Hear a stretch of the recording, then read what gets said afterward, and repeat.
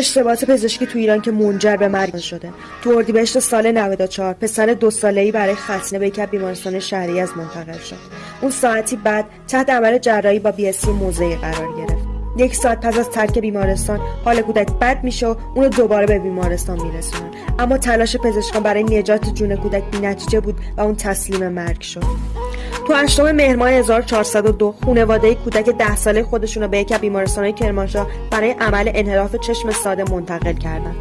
کودک 1 ساعت و نیم تو اتاق عمل بود که پزشک با خروج از اتاق خبر موفقیت آمیز بودن عمل رو داد، اما ناگهان دخترک به ICU منتقل شد و مشخص شد به کما رفته. خانواده این دختر از همون روز تو گوشه‌ای از محوطه بیمارستان چادر زدن و به انتظار به هوش اومدن دخترشون نشسته بود. اما در صبح روز 24 مهر پدر دخترک 10 ساله ما از شدت غصه حس قلبی کرد و جون خودش رو از دست داد.